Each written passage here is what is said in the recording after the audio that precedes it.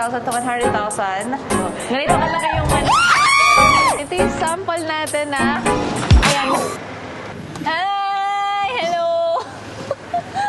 Good morning guys! We're here sa ating partner na manufacturer at tayo ngayon ay iikot ko kayo kung paano ginagawa yung Beauty Milk at Beauty Bean natin. Excited na ba kayo? Ayan, galing pa kaming Cavite. Ayan!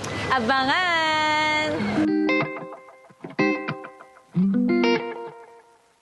We're together with our Manuf. Ayan. Naghanda sila sa atin. Grabe, parang fiesta. Happy birthday to you. Sinasabi ko sa inyo, di ba, nag-status na ako, nag-crave ako sa lechon. So, bumili talaga sila ng isang buong lechon. May seafoods pa. Ang daming pagkain. Ba't ang dami naman? Si Francis na naman na gano'n. Uy, tara, kain na tayo. Uy! Nasaan yung kaya? Ito tayo kandila. Puro may kandila. May lechon. Kanina buo to, di ba? Guys, ito na siya. Oh. Wow. Yes. Asan na yun? Wala na, guys. Wala na. So, ayan. Pupunta na tayo sa ayan, counter. Punta na tayo sa baba. Ipapasyal na namin kayo kung saan ginagawa yung mga beauty milk natin. Ayan. Makikita nyo yung mga machines, yung mga tao, yung how we feel, we pack, we mix. So, lahat ng process para maging beauty milk siya. Ayan. Nandito siya later. Finally, may light stick ako ng Just Pangit! The Jonies! Ang mahal niyan. Talo niya pa si Taylor Swift. Wristband lang kay Taylor. Yes. Oy! Taylor Swift po. Ano wristband din? Tama.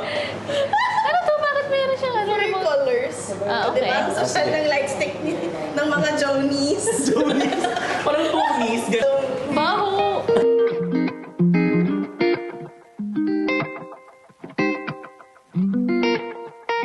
So, papasok na tayo dito sa lab gown area. Before kasi pumasok dito sa Manuf, kailangan syempre naka-all gears ka, lab gown, and then meron kang shoe something, and then meron kang, ano tawag ito, hair net. So, kailangan yun kasi very meticulous tayo dito when it comes to the cleanliness. So, let's go! Namin kayo ng lab gowns and hairnets. Para tayo nag-ooske, no?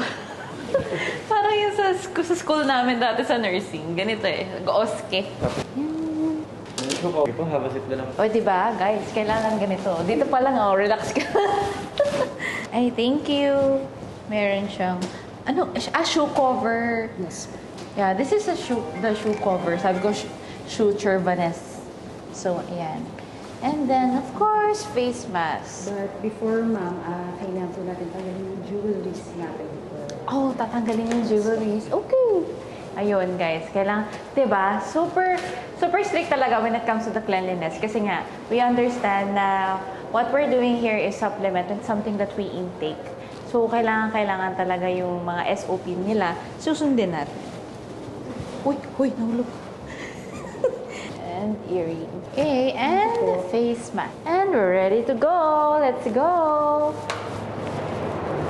Andito tayo sa dispatching area, pero later pa to ipapakita. So, pupunta tayo dito sa entrance ng ating manufacturing. So, the raw materials muna siguro and yung ating mixing. Yan. So, let's go! So, yan. Before tayo pumasok, kailangan natin mag-disinfect ulit ng hands. Uy, wow! Grabe, di ba? So, ayan guys. Tingnan nyo. Ito na siya, guys. Ginagawa yung mga beauty milk natin. And right now, we are ordering around 50,000 to 100,000. Itong lychee natin, beauty milk lychee. We are getting ready for 11/11. So, ayan siya. So, makikita nyo dito, guys, na talagang sobrang daming gumagawa ng beauty milk natin. And at the same time, look at that. The quality control that we do, talagang wini-weigh po lahat ng beauty milk pouches natin in order for us to know if it's 10 sachets or tama sa timbang yung mga beauty milk natin. So, dito sa area na to, dito nangyayari yung quality assurance and quality control. So, let's go! So, ito naman guys, papasok na tayo sa area talaga sa loob ng mga supplements. Kung saan ginagawa yung mga food and supplements natin. Let's go! And Okay, so see, nakita nyo guys, after natin mag-lab gown dun sa may entrance and we also did hand sanitation, kailangan naman natin maghugas ng kamay kasi dito papasok tayo, makikita nyo yung mga raw materials, yung ingredients, and also dito ginaganap yung mga mixing, packing, and filling. So, let's go, let's do this. Birthday to you! Happy birthday to you! So, si Julie na gano'n, happy birthday daw yung hand washing. Ayan, thank you so much po. Diba guys, bawat area and bawat station, meron sila nakaabang na tao para mag-assist. Oh, see? May pa-alcohol, girl. Okay, dito tayo guys sa capsuling area. Ayan. Dito guys, ayan, makikita nyo dito na dito siya from the mixer, nilalagay siya dun sa capsule. Tapos dito siya niro-rotate and paglabas nila, capsule na talaga siya. Ayun. Makikita nyo dun sa parang pinaka, ano ba tawag dun? Bucket? Or something like that. Andun lahat ng capsule. So, dyan nagka-end capsule ng mga powder. Since di ba powder yung nilalagay natin sa capsules. So, yung machine na yan parang umiikot siya. Tapos nilalagyan siya ng powder. So, yun yung ating beauty drop. So, ito guys, titignan nyo. Ito naman yung wini-weigh nila isa-isa. Ganon ka strict. Wini-weigh nila isa-isa yung mga capsules natin in order for them to check kung tama bang milligram or tama ba yung weight na nakukuha doon sa mga capsules. In any case na hindi tama sa timbang, automatic na reject na siya. So, hindi na siya papasok dun sa ating packing. So, here, it's another encapsulating machine. So, makikita nyo. Tapos, same din sila nung ginagawa nung kabilang room. It's just that here, meron silang additional machine, which is the vacuum machine. Here sa vacuum machine, siya yung nag-vacuum ng mga excess na powders or excess na parang mga dumi-dumi outside the capsule in order for them na parang maging smooth yung capsule. So, after nitong process na to, ready na siya to fill in the pouches or the bottles. Ayan, so ito yung sinasabi ko sa inyo guys, Beauty Drunk, Nightcap, and Beauty Drunk Let's Glow natin. Ongoing na siyang ginagawa here. So, dito guys, mayroon silang tatlong machine and ang capacity ng tatlong machine to have it bottled is nasa around 10,000 per day. So, itong tatlong machine na to, in a day, kaya pong gumawa ng 30,000 na bottles of glutathione natin, ng beauty drop natin. So, ayan. Kita nyo rin na nilalagyan siya ng cotton. Kasi yung cotton, siya naman yung nag-absorb ng mga excess na moisture para hindi magkaroon ng growth of any bacteria inside the bottle. And also, meron din siyang silicone. Dito sila naglalagay ng silicone. The silicone serves as the one who absorbs the moisture para magkaroon ng lesser chance of bacteria or contamination. Dito naman guys, sa other side of the room is our research and development. Sa research and development, dito kami nagpapagawa in case na meron kaming pinapadevelop sa kanila, dito nila yon kina-conceptualize. So, paano ba siya nag-i-start? So, nag-i-start siya from the concept until the conceptualization of the ingredients. So, binibreakdown yung ingredients, tapos pinaghahalo-halo. Pwede tayong pumasok, guys. Ayan, pasok tayo. Hello po, papasok lang. Hi! Ayan. So, si Kuya right here, what he's doing is he's weighing the active ingredients in order for them to check kung tama ba yung weight. And also, nililista nila yon kung sakto ba dun sa weight ng formula na kinonceptualize nila before. Ayan. And then, on the other room, ayan, papasok tayo sa other room. Thank you, Kuya. So, as I've told you guys, right, after the conceptualization, wini-weigh nila yung mga ingredients and then pinapack nila into the sampling packaging. So, ganyan siya, guys. So, yung packaging niya is ganyan. Ayan, it's ready for R&D na talaga siya. So, the research and development kasi, madami kasi siyang phase. So, yung una is conceptualization. The second one is, of course, the trying of the product. So, ito pinapadala sa amin. Like, for example, may maisip kami na concept, kina-conceptualize nila. And then, our responsibility naman is to try the product ourselves. So, from here, makikita nyo, meron din mga capsules, meron din mga powders dyan, mga ingredients. Hello! Hello po! Makikiano lang po. Knock-knock! Payala po kayo. Ayan, so from there, sa nagka-conceptualize sila and nag-sampling na sila. So, once approved, dito nila hinahalo or ginagawa yung mga raw materials. So, right here, guys, is one of the raw materials or ingredients of the beauty milk or the beauty bean. Ayan, ganito siya. Ito na yung exciting part kasi ito yung parang pinaka-favorite ko dito. Para siyang, oh my God! Girl, pag dito ka pumasok, payat ka na after. Girl. Well, kidding aside, this is the bullet mixer. Ganito siya kalaki. Ayan. Okay, size comparison. Ganito siya kalaki. Sobrang laki niya. In 25 minutes, kayang gumawa ng 1 ton. So, kung i-compute natin siya sa beauty milk at sa beauty bean, kaya niyang gumawa ng 3,333 pouches in one batch. And in one batch, guys, imagine, sa isang araw, ilang batch ba yung ginagawa?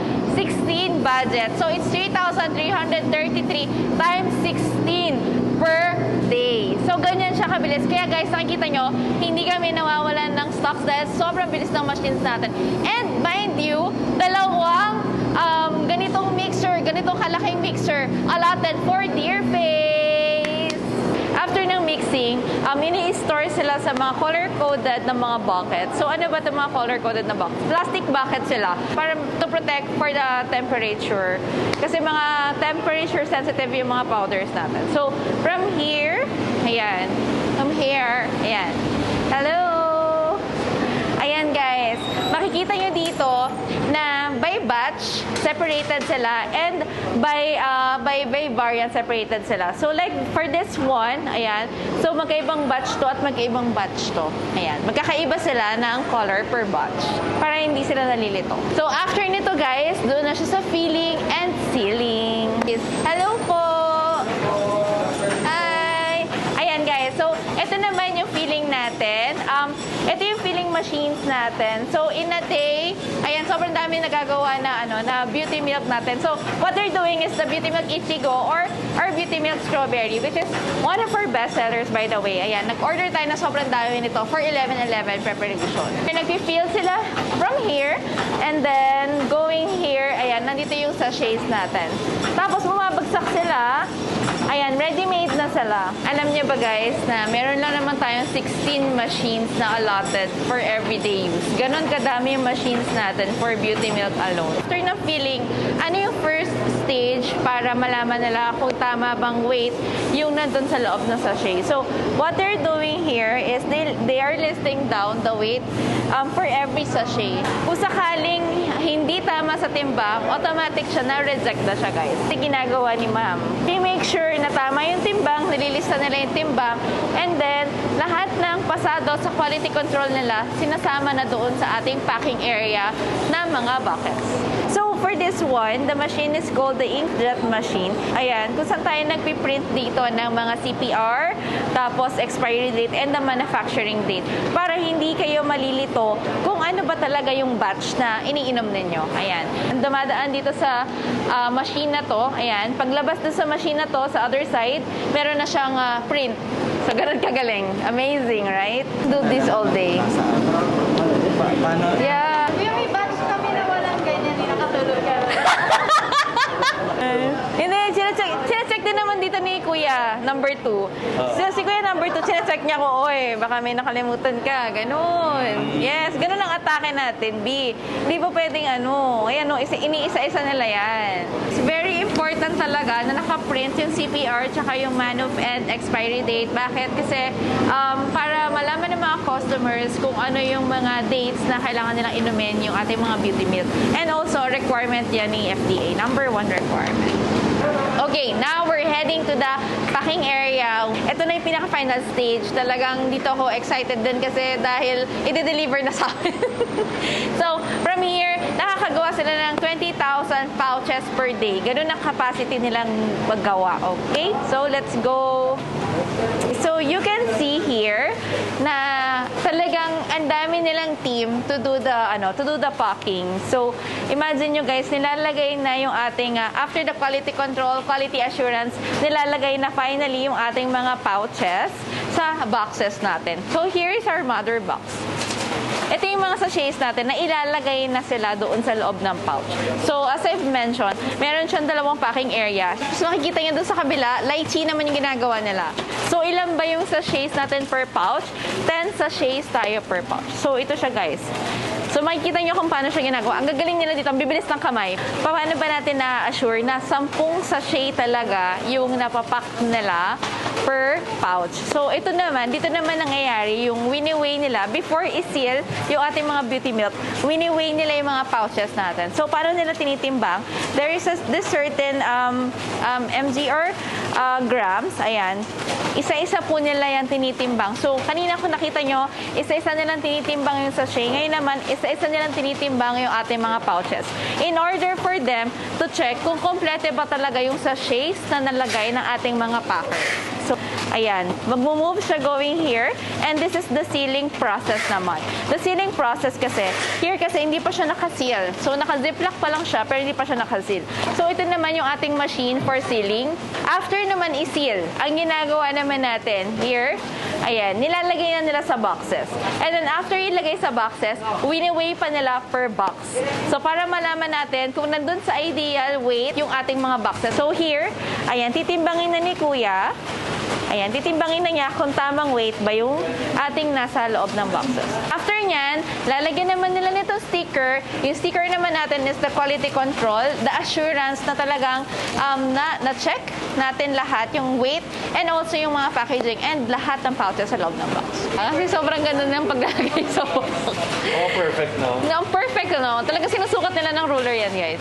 Ganyan ka, ano yung QA at saka after nila mabox yung mga beauty milk natin, proceed naman tayo sa dispatching. Ganito kalaki yung ating electric fan, guys. Di ba? Yes! Grabe to. Ito yung ating mga boxes na ready na siya for dispatching. Actually, nagsakay sa truck, kaya lang yung truck umalis na siya. Ito yung sample natin ng mga deliveries natin. Sobrang dami ito. In one truck, in one big truck, nasa 15,000 na beauty milk or beauty bean pouches yung kasya. So, in a day, every day, meron tayong dalawang truck na pupunta from Manuf going to our warehouse with this much. So, talagang araw-araw yung delivery namin and araw-araw din yung dispatch namin sa mga distributors. So, ito guys yung sample. Sobrang laki yun. So, ito siya guys. Per paleta siya. Per paleta. Kung makikita nyo guys, nakaakyat siya sa paleta kasi hindi siya pwedeng ilagay sa floor. So, per pallet siya. Tapos, per batch siya inaakyat. Kebs, pwede ba kami sumakay dito? Pwede. Guys, welcome to the Tower of Terror. Guys, sasakay kami dito. Ganito kalaki yung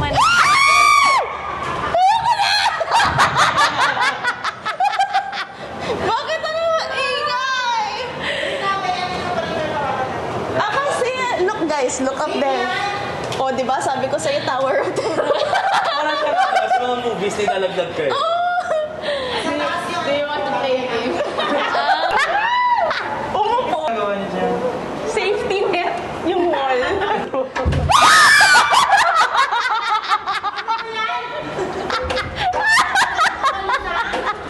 Smooth guys, sobrang smooth. Ganito. Tapos mag-aakyat, you wanna play a game? Ganun yun. Oh, di ba? May ibang Dapat level. ganun. Parang si Ann Curtis. Dapat may mic ako. Ganun. Ah, Oh, saan ka pa? Manila! Yes! Yes. Ay! Nakita nyo yan. Yan yung tatama sa ulo nyo. Guys, alam nyo ba, may libre pa bangulan dito. Nandito lang rin sa table. Ayun o, di ba? Kaya ano, ano yan? feeling ko naamoy ko na rin kasi sarili ko. Amoy crab. Ayun guys, so napakita na natin ngayon kung paano namin ginagawa ang beauty milk at ang beauty bean natin. At ang pangit, para ako si Charo. Kaya sinasabi ko sa inyo, talagang trusted and quality talaga yung ating mga products. Guys, I hope you enjoy a glimpse of my life. But at the end of the day, of course, it's just me and it's just Jonah.